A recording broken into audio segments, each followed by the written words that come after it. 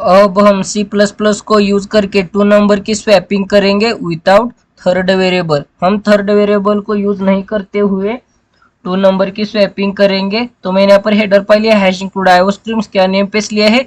अब हम main function लेते हैं इंट मेन, और इस मेन फंक्शन के अंदर 2 इंटीजर वेरिएबल लेते हैं ए और बी।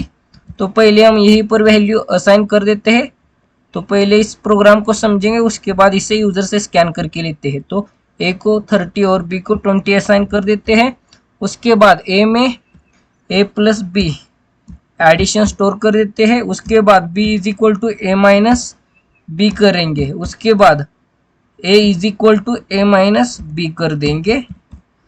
तो उसके बाद ए और बी की वैल्यू प्रिंट कर देते हैं। तो यहाँ पर मैसेज देते हैं वैल्यू ऑफ ए,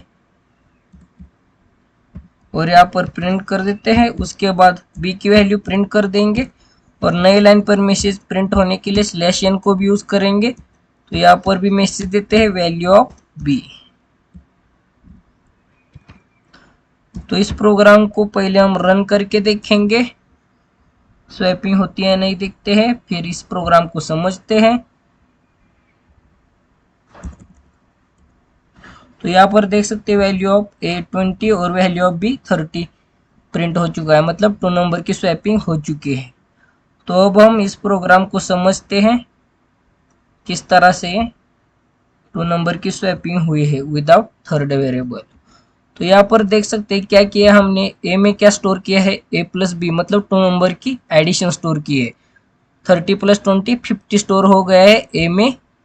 तो यहाँ पर क्या किया है, b is equal to A minus B किया है, मतलब क्या किया हमने 50 में से b की वैल्यू कितनी है 20 निकाल दे तो क्या क्या रहेगा 30, जो a की वैल्यू है। तो पहले हम यहाँ पर एडिशन की थी, जो 50 हो गई, a की वैल्यू असाइन कर दी 50, और यहाँ पर 50 में से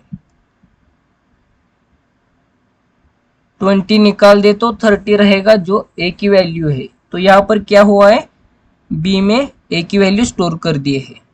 उसके बाद हमने क्या किया, यहाँ पर a में कितनी वैल्यू स्टोर है 50, तो 50 में से b में किसकी वैल्यू हमने स्टोर की है, यहाँ पर 2 नंबर में a की वैल्यू 30, जो यहाँ पर 30 निकाल दो 50 में से तो कितना रहेगा 20 रहेगा, जो किसकी वैल्यू है b की। मतलब यहाँ पर क्या किया हमने, a को b की वैल्यू असाइन कर दी है। तो इस तरह से प्रोग्राम वर्क करता है। तो अब हम इसे यूजर से स्कैन करके लेते हैं। तो यहाँ पर मैसेज देते हैं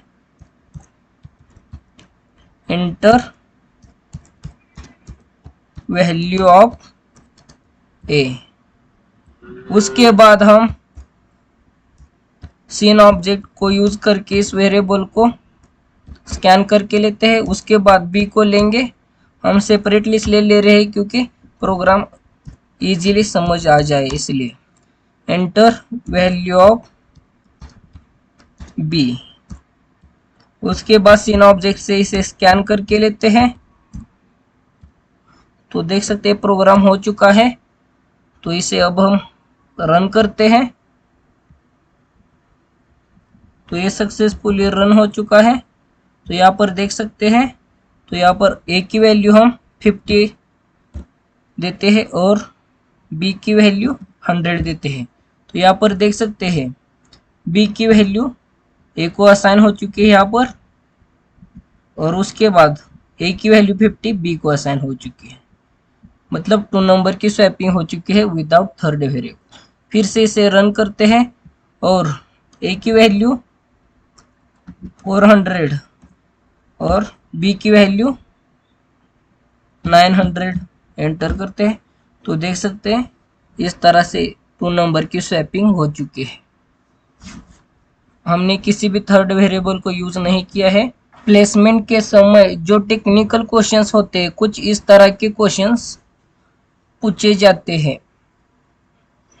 जो आपको सोचने पे मजबूर कर देते हैं। तो आप थोड़ा सा टेक्निक लगा देते हो तो आप इजीली इसे सॉल्व कर सकते हैं।